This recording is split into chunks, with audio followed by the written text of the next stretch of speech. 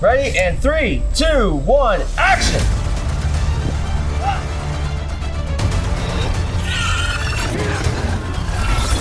And ready, and boat.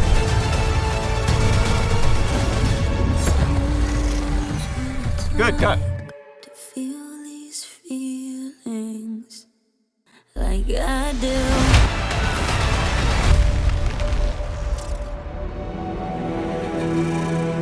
Where does the story take place of the trailer? We are following Neyrelle, which is a sort of a character from the main game of Diablo 4, who is trying to stop hatred from coming to the world of Sanctuary.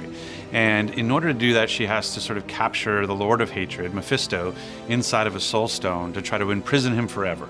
And the game ends with her on that quest, but you never really see where that goes. And so where we pick up with Neyrelle in her canoe is with Mephisto trying to corrupt her as she seeks a place to imprison him. 3, 2, 1, camera.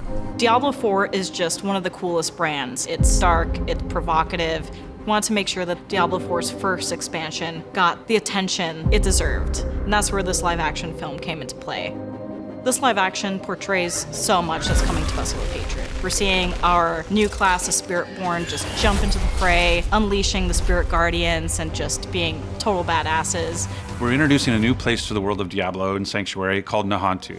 Now, it's existed there before as sort of the southern part of the eastern continent, but we haven't been there yet, at least in Diablo 4. And that new region is filled with lush, dense jungles. The one that we chose was actually deep in the jungles of Thailand.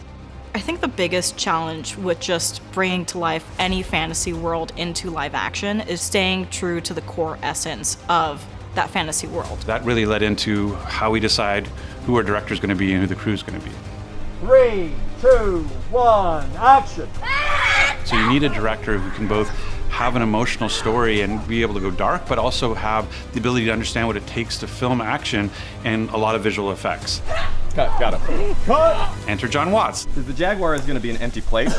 Yeah. So you can make this be whatever you want. You could put that there behind him or whatever. So if he does the move there, summons the Jaguar, then you have the swirl here. That's great.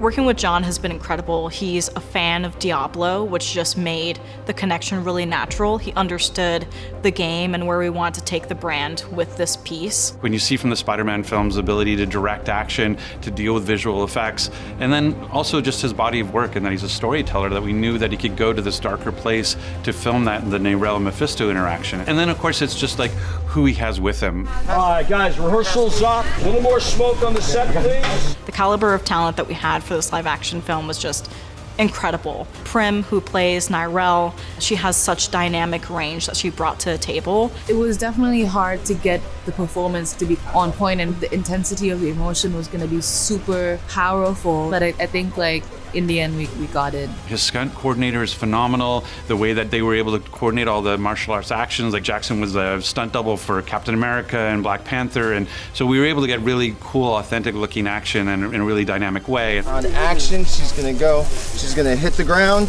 she kicks it around, comes and stabs the ground, and then like the centipede comes up.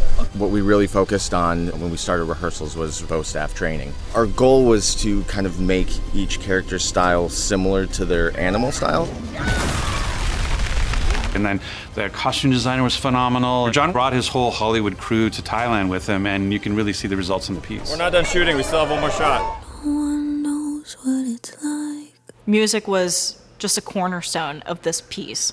to be the bad man. We looked at different things in terms of what would be authentic to the piece, and we really felt like what we wanted was classic and timeless. And that's where we landed on Behind Blue Eyes. Behind blue eyes. We wanted to make sure that we brought in the right vocals and the right artists that could really hit more of that haunting range for us. And Camila just nailed that. She really understood what we were trying to achieve, and she was able to hit that tone that felt so right for this piece. Part of the reason I was so excited about collaborating with Diablo was because the lyrics of the song really spoke to me, and Diablo being a dark fantasy game, that theme of good and evil and trying to protect and preserve the good in yourself and humanity, it's just like an eternal theme. My love is vengeance.